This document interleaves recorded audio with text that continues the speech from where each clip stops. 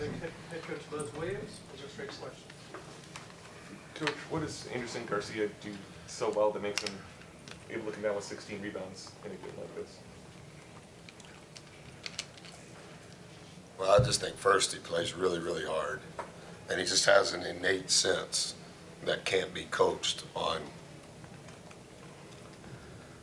the rise of the shot, regardless of who shot the ball, us or the opponent. Just has an innate sense and a nose for the ball. And he's really hard to take off the floor. Plays with great physicality, regardless of who he's matched up with. And he's just very creative in ways that you can't hardly articulate at finding the next right spot on where the ball's going to go. Coach, we saw Nick Honor kind of step up in place of Sean East tonight. Just kind of what do you think he did, especially in the offensive end, that made him effective? I hate that they've struggled so much. I love Coach and have great respect for who he is personally and professionally. It would be like us playing without 4 for them to play without 55.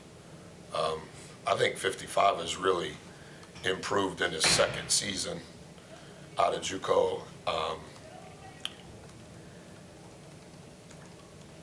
10 has statistically been really good from 3 in transition and in the half court. So their personnel groupings and what they're trying to do is just completely out of sorts, I would say, playing without 55. I didn't know that he wasn't playing until just a little bit before the game. I know 13 hasn't played the last 3 games, but they've had so many injuries that I don't know that not only are they missing games, but they're also missing practice. And so I just think the cumulative effect of that over a long season is hard to overcome. I thought 10 was more of a ball guard last season. And I think as 55 has improved, 55 has become more of a primary ball handler and 10 has become more of a spacer. And so I think 10 tonight had to go back to being a primary ball guard. And then 2 may be newcomer of the year in regards to the impact that he's had, not only against us, but in conference play. Yeah, Coach, what are some of the things that you have stood out about Tomar Bates to you this season? Honestly, I wasn't familiar with him when he went in the portal. And when we started studying Missouri, obviously the assistants are ahead of me in that prep. I was like, who is number 2? Like, where'd he come from? I didn't even know who he was. And not that I know every player, I'm not saying it in that tone of voice, but I think since we played them in their 3 games, I think he's averaged 21 points and like 5.5 rebounds. And I think going into tonight's game, he was the 2nd leading offensive rebounder, only 1 behind number 23. Hard to guard off the bounce, left hand, downhill, has a lot of extra pivots, pump fakes, a lot of those baskets he was getting in the second half when it wasn't off a skip, it's off a multi-pivot. And he's really good at getting fouled. I think he was making 4 free throws entering tonight in SEC play. It's just a hard matchup. And I also think that partly off of his earlier question, that's where the cumulative effect happens. You can play 2 differently if 55's not playing. You can play 10 differently if 55's not playing. A lot of attention on 2, a lot of attention on 35, but 10's game changed because 55's not playing. But statistically speaking, on the analytics that matter, 2 has been an all-league player. You briefly talked about your thoughts on Bates. I'm just curious because I remember when he first joined the SEC, you were big on him as a coach, and how have you seen him change, especially with this permanent rivalry of home and home every year? Gates as a coach, I mean. Yeah.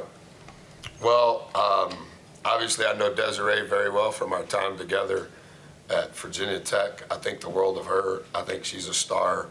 I think she's been a star before she got to Missouri, in truth. Coach was Coach of the Year last year, in my opinion. I think I said that the last time I was here. I think they finished in the top 4, so they got a double bye last year in year number 1. I believe he was 15 games above 500 in the Horizon League. I think it was 14 games, not 15 games. I think he was 14 games above 500 in the Horizon League. That included the COVID season. Obviously, I got to know Coach. He's from Chicago. I used to be the coach at Marquette. So I think I'm a few years older than him, not many, but I've known him and his brother his whole life, his adult life. And what he did at Florida State was deserving of an opportunity, and should have got an earlier opportunity, as should have CY.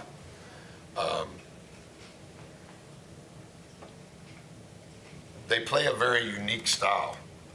And if you were to compare every team in the SEC, there's more groupings of similarities with other opponents. And Missouri's almost an outlier in every category a coach would say. Out of bounds defense, very unique. No other team does it. Sideline out of bounds defense, no other team does it. What they're doing in the front court defensively and what it falls back to in the half court, very defensive, very unique. What they do in ball screen coverages, constantly changing. You never know.